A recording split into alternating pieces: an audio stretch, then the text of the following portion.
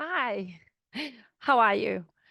Today, I want to take you through my three-step process for trying to override this negativity our brain has a tendency for.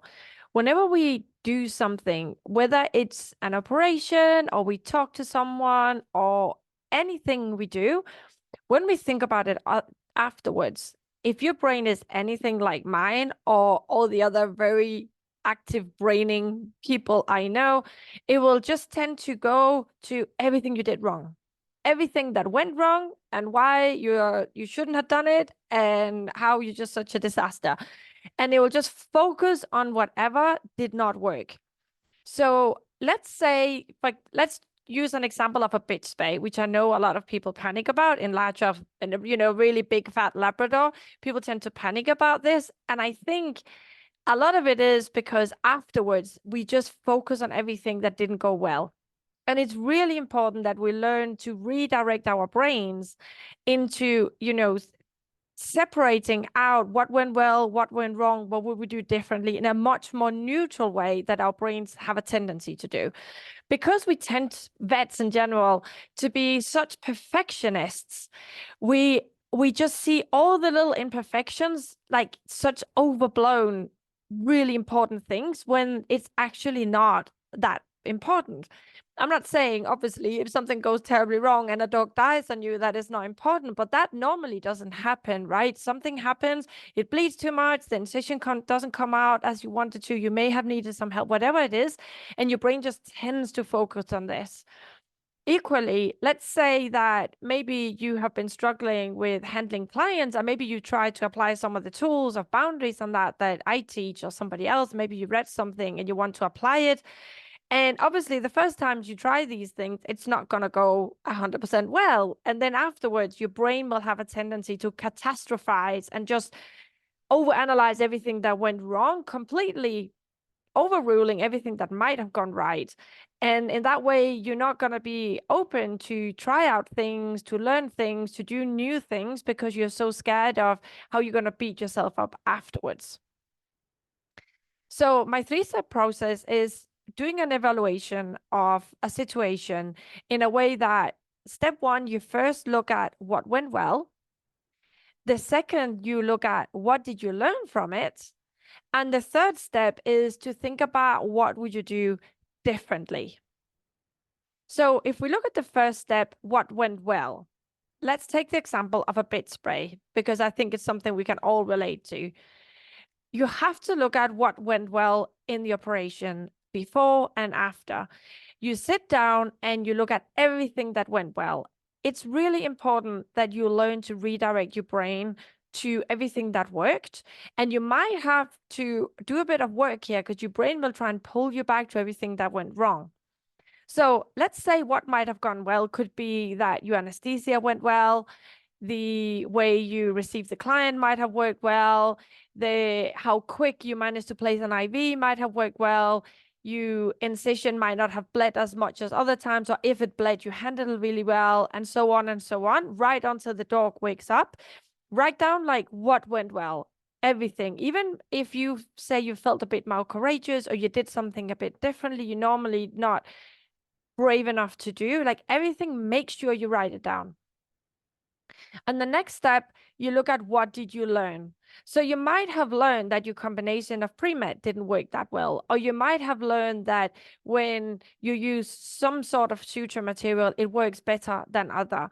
Or you might have learned that when they bleed this much, it's not really worth digging around for hours trying to find the bleed, because if it's a fat Labrador, it likely comes from the fat, and you're better off just putting some pressure on, stick some gauze in there, and wait a bit and tell a joke with your nurse and wait a bit and see what happens. That might have been things you could have learned, right? And then once you have written that down, then you look at what could you do differently. And here it's important that you try not to like completely just put so much pressure on yourself and all the things you did wrong. Now we need to overanalyze it. Just pick one or two things that you might want to do differently next time. So maybe you discovered the way that you put the hemostats on the ligaments was too far up or too far down. Or maybe when you went to rip the ligaments, like the way you did it was just not quite well. Too much was slipping. Maybe you need to change your gloves because there was too much fat going on. Like, what could you do differently next time that you think might improve the whole surgery? Or maybe the anesthesia or the way the whole process, no, like maybe you started the surgery too late in the day because you were faffing around too much, basically, which is what happens sometimes. In my clinic, when I had my own clinic in Spain, we learned to become incredibly efficient.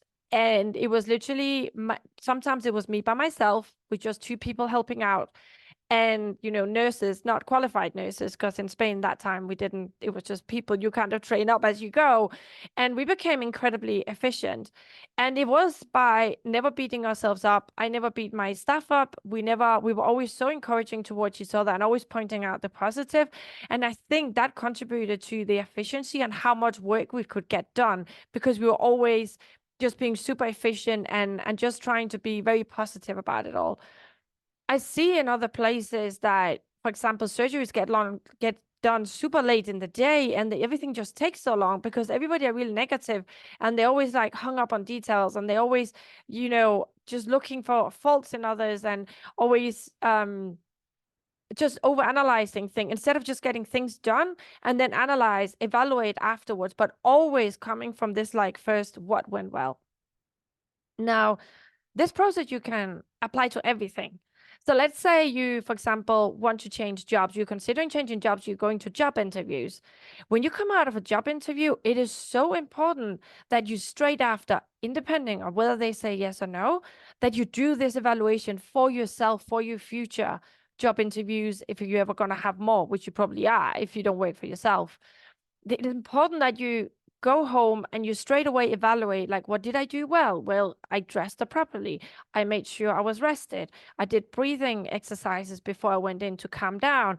I informed myself a lot about the clinic I'm going to work at or whatever the workplace is, like really write down. And in the interviews, did you maybe remember not to say, this, so, for example, like whatever it was that you did well, it's important that you evaluate it straight after, because otherwise, when you go to bed, your brain that is primed to look for anything negative to keep you alive will come up with all the things that went wrong. And if you can catch it before, evaluate everything that you did well. And here you really need to emphasize on what you did well and really wreck your brain to find everything you did well to improve your confidence in the future. And write a long list of that. And then what did you learn from it? So, for example, in a job interview, what did you learn? You learned that maybe if you had 3 cups of coffee before, you were way too nervous and you talked too fast and you came across as someone a bit scatty and maybe not so confident as you would normally do. So next time, for example, you would want to maybe not have as much coffee. So that could be something you learn, and also something you would do differently next time. And when you put like, what would you do differently? It also takes a bit of the negativity away. So it's not so much you did this wrong, you did this wrong, you shouldn't have done that, you should have done this instead. It's more kind of, I did this, but it probably would have been more efficient, or it would have been more effective if I had done this other thing. So you always give it like a twist. So you give your brain an out to not judge you so much, but more look at solutions and look at analysis, as opposed to just battering yourself up over things that you should have done better. This can go for everything in your life. If you feel you beat yourself up a lot over things, it's just gonna make you less confident. It's gonna make you less brave to do stuff, because your brain is gonna beat yourself up so much afterwards.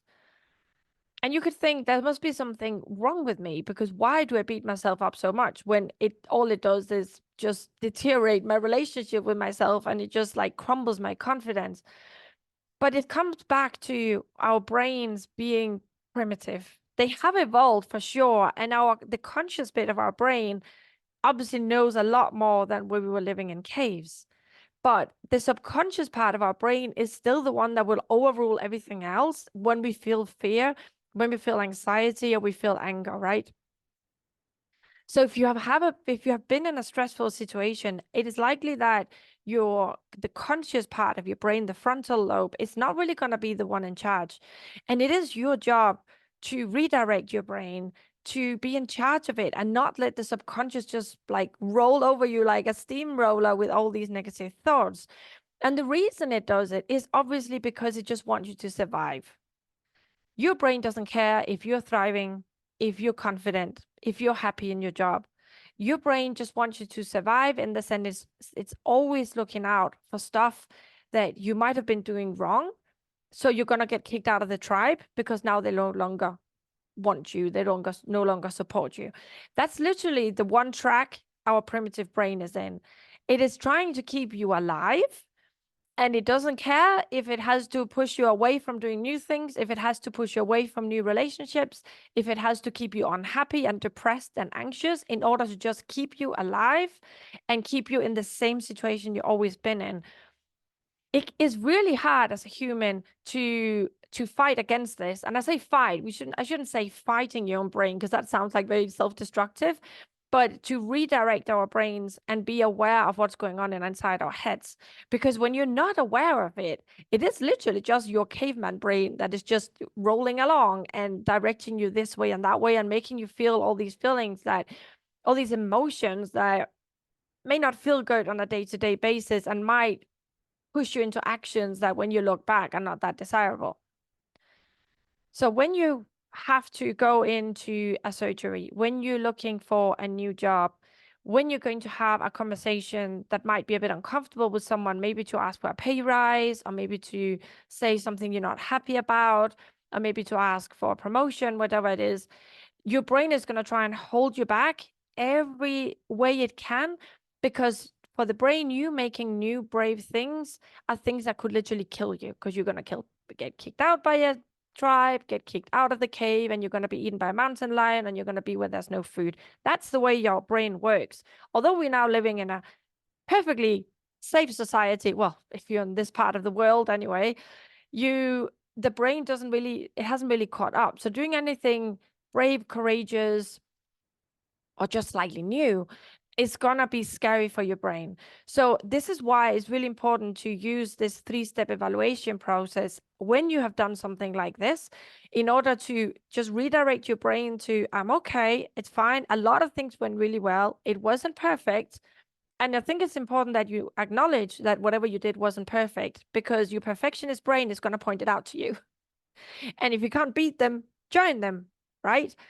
So yes, brain, we weren't perfect. It did bleed a bit too much because we did cut too fast or too deep or whatever we did.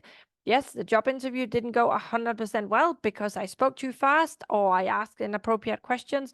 That's fine. I notice it, I write them down, and what am I going to do differently next time?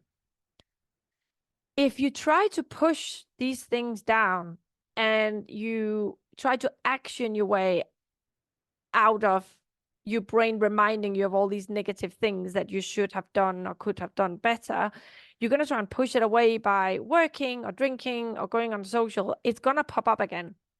And it's just going to pop up stronger and make you feel really anxious and really out of sorts.